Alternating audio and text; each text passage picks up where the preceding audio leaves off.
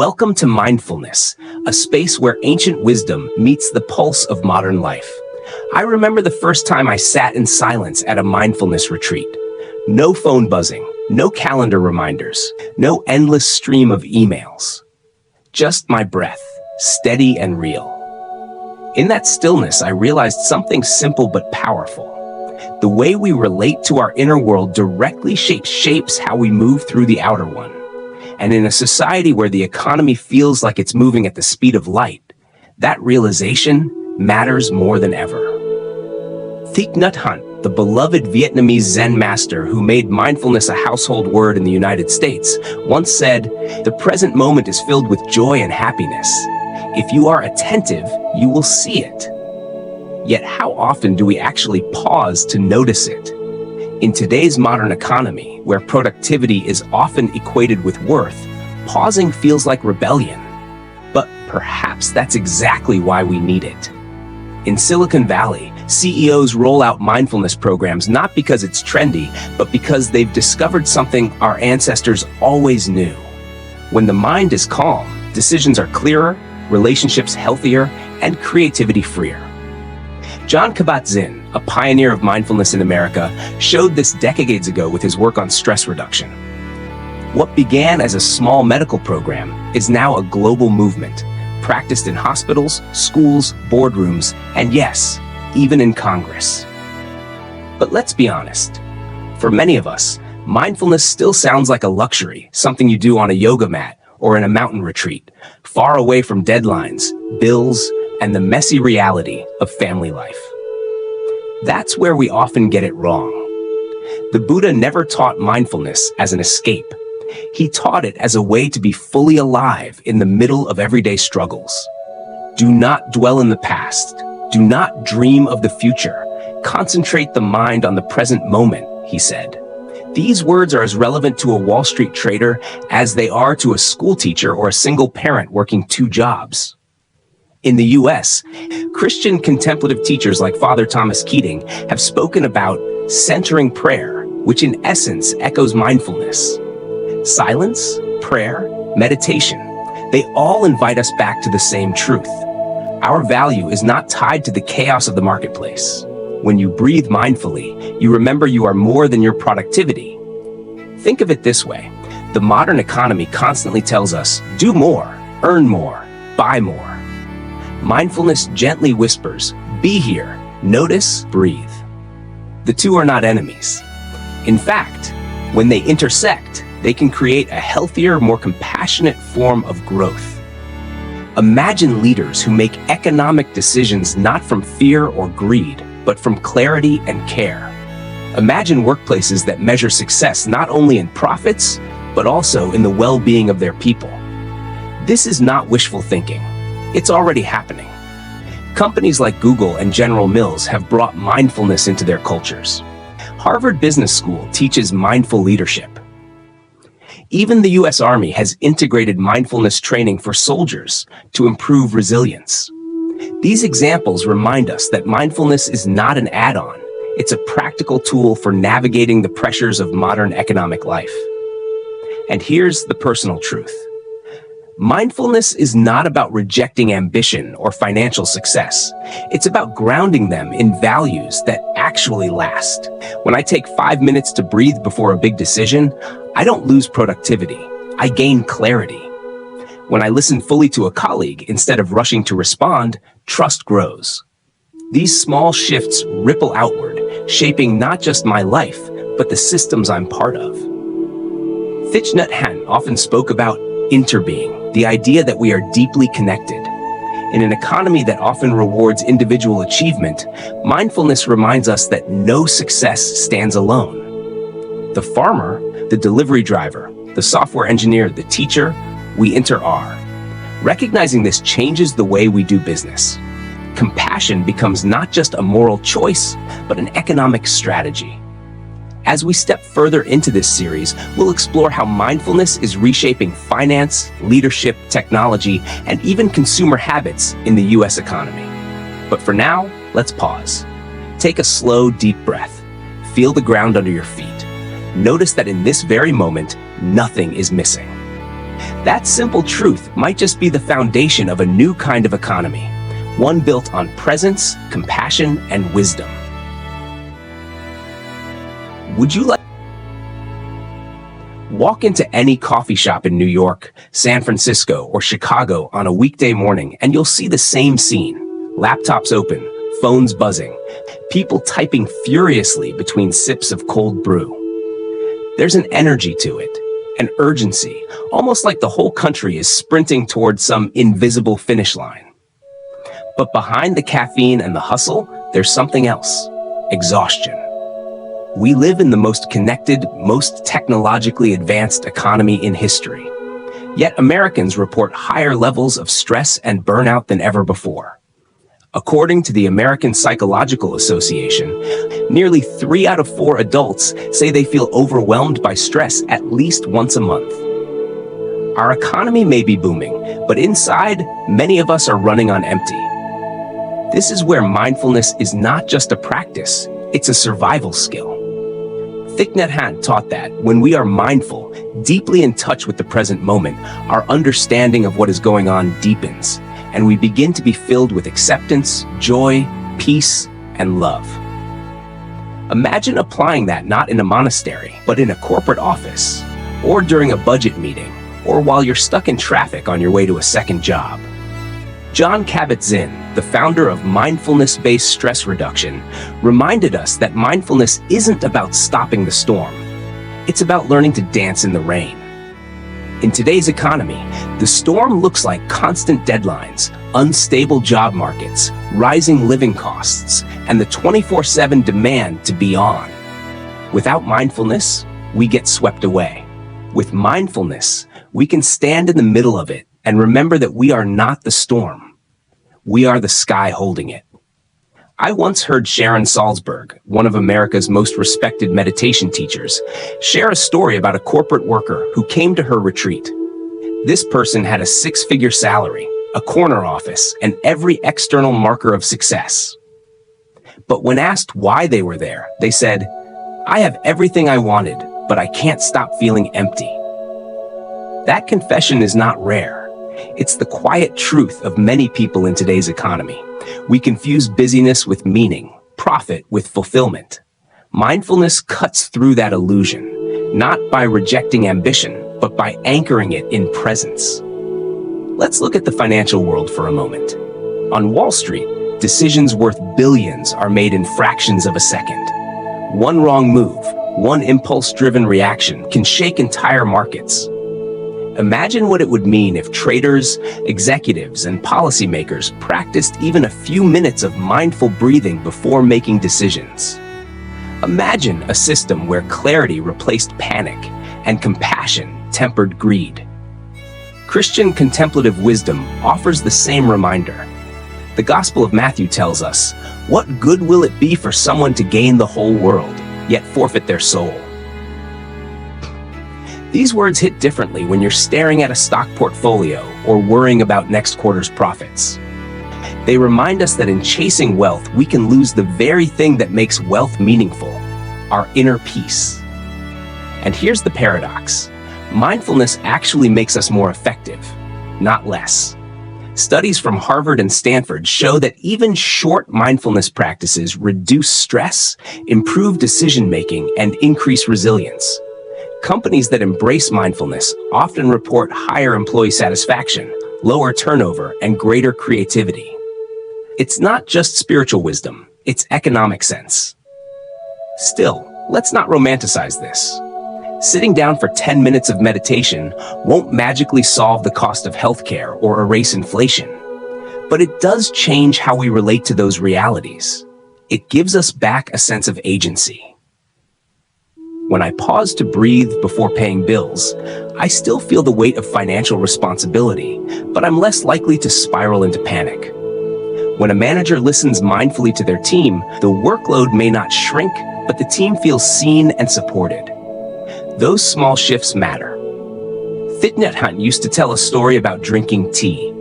He said, if you drink tea while thinking about work, about deadlines, about the future, you miss the tea. But if you drink tea mindfully, you touch peace. Now imagine applying that to our economy. If we rush through our work, our lives, always waiting for the next thing, we miss the life we already have. Mindfulness reminds us that success without presence is just another form of loss. The modern economy will probably keep moving at lightning speed. Technology will keep evolving. Demands will keep rising. But we have a choice: to be dragged by it or to walk alongside it with awareness. Every breath, every mindful pause is an act of reclaiming ourselves from a system that often forgets the human soul. As we continue this journey, we'll look at how mindfulness intersects not just with stress, but with innovation, leadership, and the very way we define prosperity. For now, maybe take one small practice into your day. Close your eyes, breathe in slowly, and breathe out fully. Even in the heart of the modern economy, that simple act is a quiet revolution.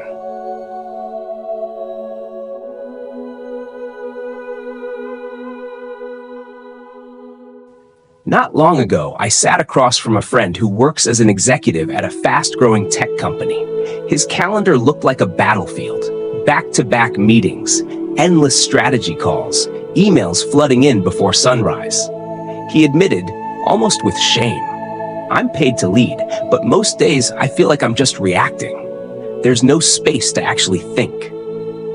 His words captured something many leaders in the American economy quietly confess but rarely say aloud. Leadership without mindfulness often turns into survival mode. Thich Nhat Hanh once said, "The way you walk, the way you eat, the way you lead others can bring peace and joy."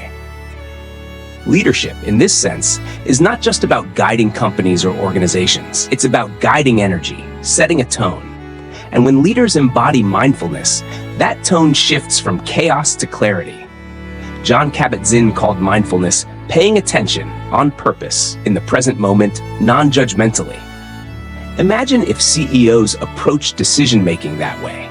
Instead of rushing to meet quarterly numbers at any cost, they paused long enough to ask, what is the real impact on employees, on communities, on the planet?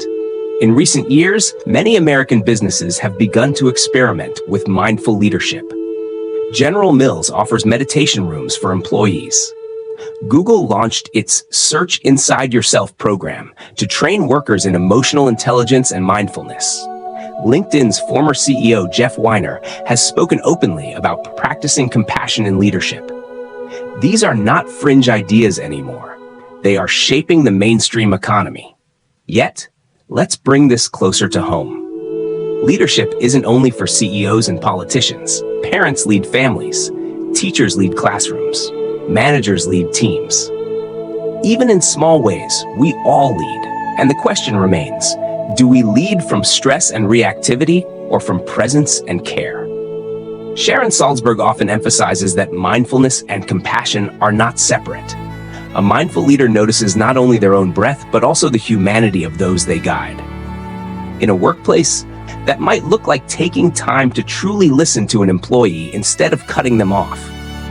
It might mean resisting the urge to send an angry late-night email and instead pausing until clarity returns. These choices seem small, but they ripple outward in powerful ways. Christian tradition echoes this truth. Jesus once told his disciples, "Whoever wants to become great among you must be your servant." Servant leadership, deeply rooted in humility and presence, aligns closely with the spirit of mindfulness. In the modern economy, servant leaders are rare, but when they appear, they transform not just balance sheets, but entire cultures. Think of Howard Schultz, the longtime CEO of Starbucks, who often spoke about creating a third place for people between home and work. Or Mark Benioff at Salesforce, who built philanthropy into the company's DNA. While not perfect, these leaders reflect the possibility of weaving mindfulness-inspired values into billion-dollar corporations. The Buddha taught that right livelihood, earning in a way that does not cause harm, is one of the steps on the Noble Eightfold Path. In a world where profit often trumps ethics, mindful leadership revisits this ancient teaching. It asks leaders to consider not just whether a business grows, but whether it grows in alignment with values that nourish life. Of course, mindful leadership does not mean being passive. Thich Nhat Hanh was deeply mindful, yet he was also an activist, speaking out for peace during the Vietnam War and inspiring global movements. Mindful leaders are not detached from the challenges of the modern economy. They engage with them more wisely. They know when to act and when to pause. They balance compassion with courage. I once worked under a manager who practiced mindfulness daily. He didn't advertise it, didn't preach it, but you could feel it. In meetings, he listened more than he spoke. When conflicts arose, he paused instead of escalating. His calm was contagious. Under his leadership, the team didn't just hit goals, we thrived. Looking back, I realize it wasn't strategy alone that made the difference. It was presence. The economy of the future will demand new kinds of leaders. Automation, artificial intelligence, climate change. These challenges won't be solved by rushing or reacting. They require vision grounded in awareness, decisions shaped by both intellect and heart. Mindfulness offers exactly that foundation. So here's the invitation. Whether you're leading a Fortune 500 company or a family dinner table, experiment with mindful leadership. Before your next decision, pause. Feel your breath. Notice your body. Ask not just, what will this achieve, but also, how will this affect others?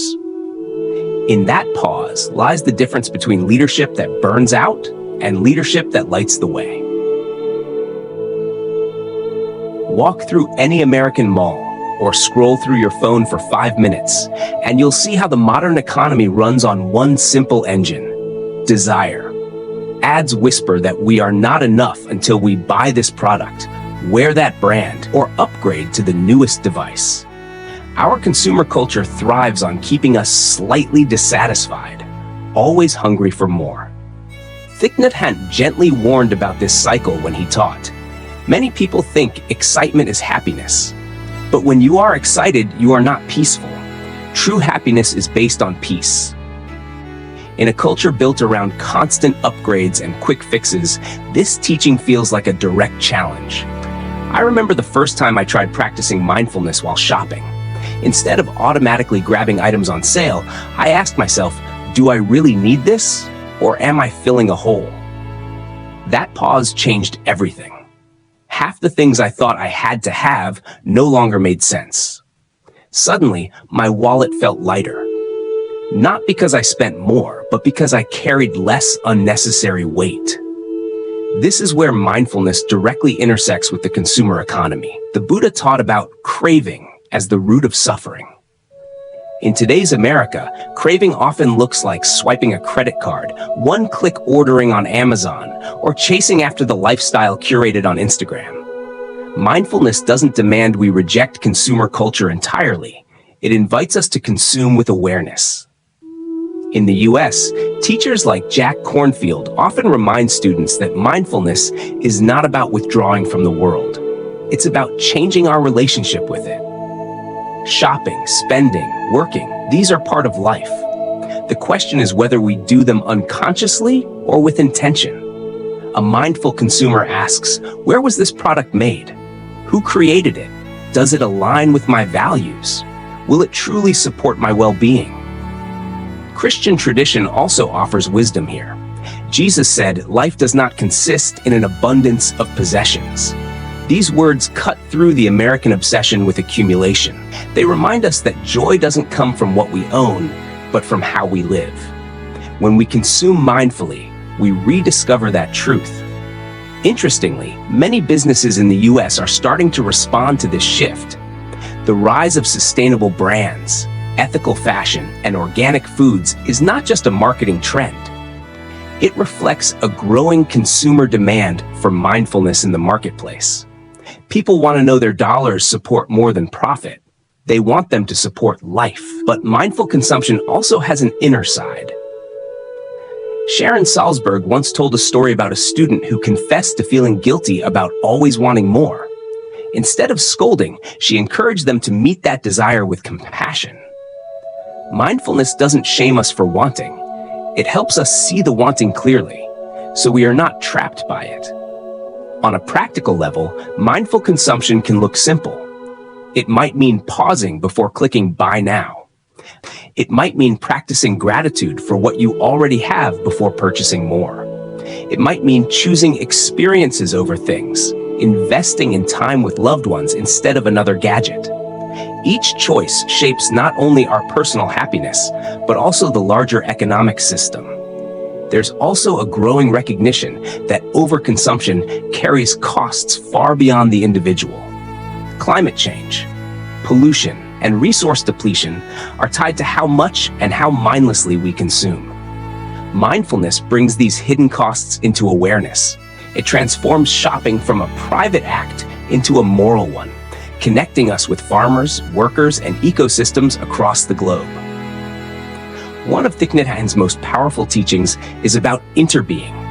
He would hold up a piece of paper and say, "In this sheet of paper, I see the sunshine, the rain, the soil, the logger, the mill worker. Without all of them, this paper could not exist."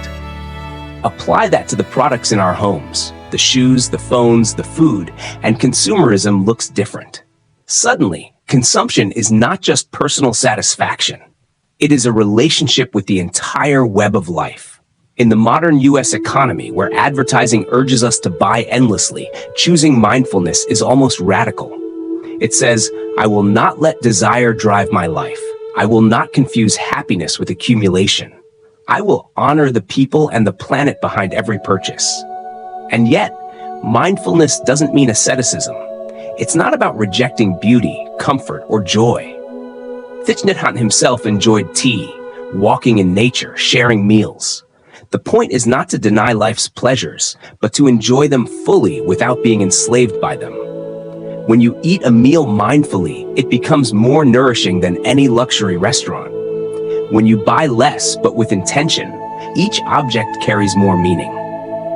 The future of the American economy may depend on this shift. As consumers become more mindful, companies will adapt. The question is not whether we will keep consuming, we will, but whether our consumption will reflect awareness, compassion, and sustainability. So, next time you're about to buy something, try this small practice. Pause, breathe, and ask, does this purchase bring peace or restlessness? Does it connect me or separate me? That one breath can turn shopping into a spiritual act, transforming the economy from the inside out. Innovation with a human heart. It's impossible to talk about the modern American economy without talking about technology. Silicon Valley has become the heartbeat of innovation, shaping not just markets but daily life across the globe. Smartphones, artificial intelligence, social media, all of these tools were created with the promise of making us more connected, more efficient, more capable. And in many ways, they have. Yet anyone who has spent an evening scrolling endlessly through a feed knows that technology also carries another side: distraction, anxiety, even addiction. Thich Nhat Hanh once warned, "We are here to awaken from the illusion of our separateness." Technology, paradoxically, can either deepen our sense of interconnection or reinforce our loneliness. A Zoom call can bridge continents, but endless notifications can pull us away from the person sitting right next to us. That's why mindfulness is now entering the world of technology, not as an optional feature, but as a necessity. In Silicon Valley, leaders have discovered that innovation without awareness can be dangerous. Tech giants like Google, Facebook, and Apple have experimented with mindfulness programs for employees. The idea is simple. When engineers and designers are more present, they create products that serve people, not just profits. Jon Kabat-Zinn once described mindfulness as a way of falling awake. In the context of technology, this means designing and using tools with eyes wide open. For example, Tristan Harris, a former Google design ethicist and now co-founder of the Center for Humane Technology, often speaks about how apps are built to hijack our attention. His solution? Mindful design. Technology that respects human well-being instead of exploiting our impulses. This is not just philosophy, it's economics. Every moment of attention is now a commodity in the digital marketplace. Social media companies thrive by keeping us hooked because the longer we scroll, the more ads we see. But what happens when millions of people realize that their attention is worth more than ad revenue? What happens when consumers demand technology that supports peace instead of distraction? The market shifts. Mindfulness becomes not only personal practice, but also consumer power. Christian wisdom also has a place here. The psalmist wrote, "Be still and know that I am God." In a world of constant pings and alerts, stillness is radical. Imagine if, instead of designing for endless stimulation, tech companies designed for moments of stillness, apps that encouraged pauses, devices that supported rest. That's not fantasy. Apps like Headspace and Calm have already built billion-dollar businesses by teaching meditation through smartphones. It's a sign that Americans are hungry for balance in the digital age. But mindfulness and technology don't have to be at odds. In fact, when paired well, they amplify each other. Online meditation groups now connect practitioners across the US and the world. Thich Nhat Hanh's Plum Village community streams teachings to millions through YouTube. Teachers like Tara Brach and Sharon Salzberg reach audiences far beyond physical retreat centers through podcasts and virtual courses. Technology becomes not a distraction, but a vehicle for wisdom. The challenge, of course, is choice. Technology offers both distraction and connection, both addiction and awakening. Mindfulness gives us the ability to choose. Before unlocking a phone, we can pause and ask, why am I reaching for this? Before building an app, a developer can ask, will this deepen life or dilute it? These questions may sound simple, but they hold the power to reshape the future of innovation. The Buddha once said, whatever we frequently think and ponder upon, that will become the inclination of our mind. In today's language, what we pay attention to, we become. If our attention is constantly fractured by screens, our minds mirror that fragmentation. But if we use technology mindfully, to learn, to connect, to grow, our minds reflect that wholeness. I once met a young software engineer who told me he began every coding session with 5 minutes of meditation. At first, he felt self-conscious. But over time, he noticed he made fewer mistakes, solved problems faster, and felt less burned out. His colleagues started joining him. Soon, their small team developed a culture of mindful coding. The result wasn't just better software, it was a healthier workplace. As America moves deeper into the age of artificial intelligence and automation, the question of mindfulness will only grow louder. Will we create tools that amplify greed, distraction, and division? Or will we design an economy of technology that honors human dignity, compassion, and presence?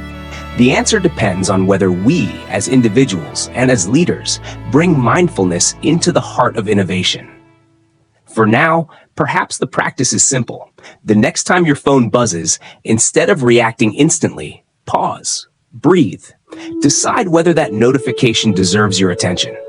In that pause lies the freedom to use technology rather than be used by it.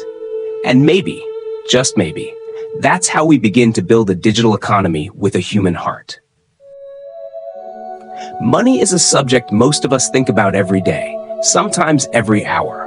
We worry about paying bills, saving for retirement, or whether we'll ever be able to afford a home in a city where prices feel out of reach. In the modern American economy, money is not just currency. It's identity, security, and too often, self-worth. Thich Nhat Hanh offered a radical perspective when he said, many people think excitement is happiness, but when you are excited, you are not peaceful. True happiness is based on peace. Applied to finance, his words are a reminder that wealth without peace is poverty in disguise. I once spoke with a financial advisor in Boston who quietly began recommending mindfulness practices to his clients. He explained that many of them had plenty of money, but their fear of losing it kept them in constant anxiety. They can't sleep at night, he told me. They check the stock market every hour. It's never enough. His advice was simple. Before making any financial decision, pause and breathe. Notice the fear, but don't let it drive the choice. Over time, his clients began to see that clarity mattered more than constant growth. In America, where prosperity is often measured by accumulation, mindfulness invites a different metric. The Buddha spoke of right livelihood, earning in a way that does not cause harm. That teaching could reshape entire industries if taken seriously. Imagine a Wall Street that prioritized ethical investment, or banks that put community well-being alongside profit. Slowly, we're beginning to see glimmers of this shift in the rise of impact investing and socially responsible funds. Christian wisdom adds another voice to the conversation. In the Gospel of Luke, Jesus tells his followers, "For where your treasure is, there your heart will be also." These words hit especially hard in a culture obsessed with accumulation. They force us to ask, is our heart with fear-driven markets or with generosity, trust, and compassion?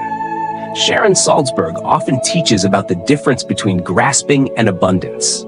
She says that abundance doesn't come from how much we own, but from how deeply we appreciate and share what we already have. A mindful approach to finance doesn't reject money. It changes our relationship with it. Money becomes a tool for connection, not isolation, for generosity, not anxiety. I once tried a simple practice.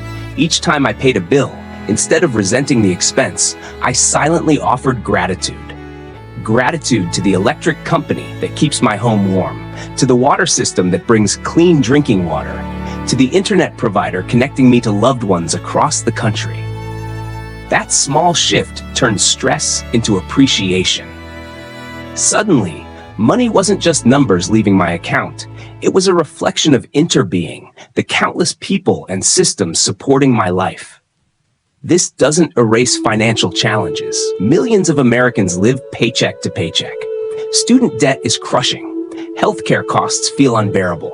Mindfulness won't magically erase these systemic problems, but it can transform how we meet them. When we approach money with presence instead of panic, we make wiser choices. We spend on what truly matters. We plan with clarity, not fear. We see wealth not just as personal gain, but as shared responsibility. John Kabat-Zinn once noted that mindfulness won't change the waves, but it can teach you how to surf. The financial markets are waves, rising, falling, unpredictable. With mindfulness, we don't drown in them. We learn to ride them with steadiness. The emerging field of mindful finance reflects this shift. Advisors encourage clients to align investments with personal values. Communities experiment with local co-ops and fair trade networks. Even large institutions are beginning to consider the long-term sustainability of their decisions. This isn't just morality, it's smart economics. As consumers become more mindful, businesses that ignore values lose trust. Those that honor them thrive. Thich Nhat Hanh often used the phrase, enoughness. He taught that true freedom comes not from endless acquisition, but from knowing when you already have enough. In a society that constantly tells us we need more money, more possessions, more security, this teaching is revolutionary. Enoughness is not complacency, it's the ground from which generosity grows. When we know we have enough, we naturally want to share. So here's a practice to carry into your financial life. Before your next purchase, investment, or budget decision, pause. Breathe in, breathe out. Ask yourself, is this choice driven by fear or by clarity? By craving or by care? That single breath can turn money from a source of anxiety into a practice of mindfulness. Because in the end, the true measure of wealth is not in dollars or possessions. It's in peace, generosity, and the freedom to live with open hands and an open heart. Looking back across this journey, from stress and speed to leadership, consumer culture, technology, and finance, a pattern emerges. The modern American economy is powerful, fast, and endlessly creative. But without mindfulness, it can also be restless, disconnected, and even destructive. What mindfulness offers is not an escape from the economy, but a new way of shaping it, from the inside out.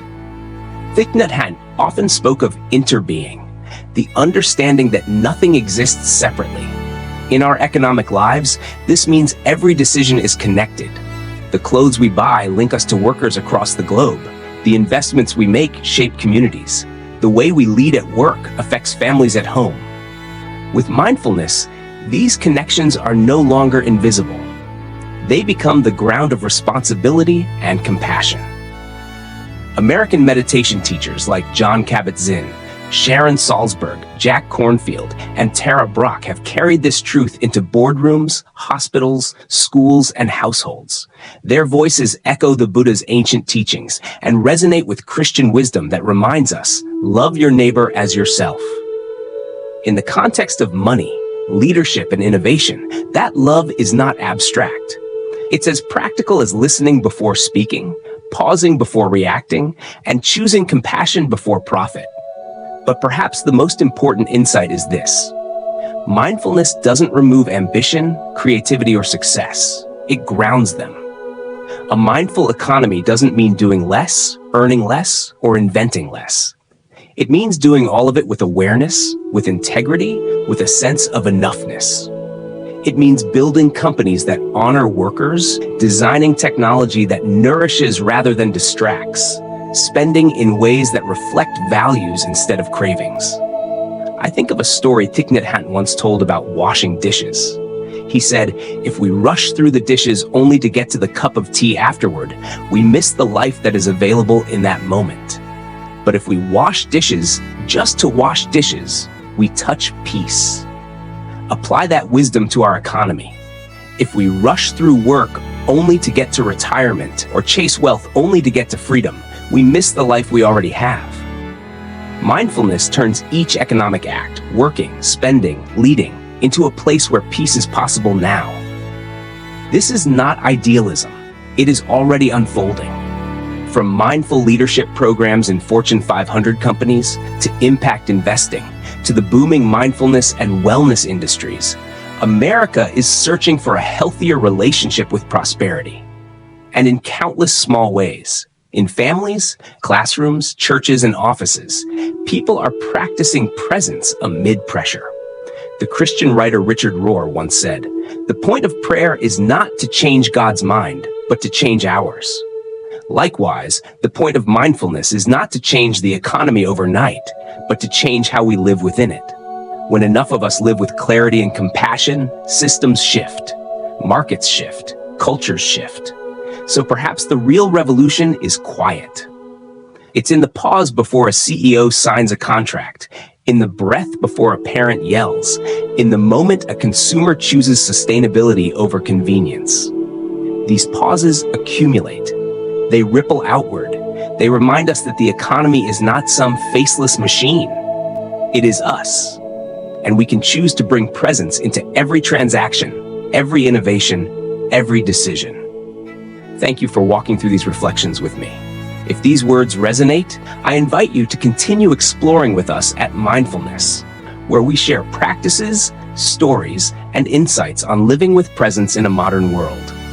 Because in the end, mindfulness is not only a path to personal peace, it's the foundation for an economy and a society rooted in compassion and wisdom.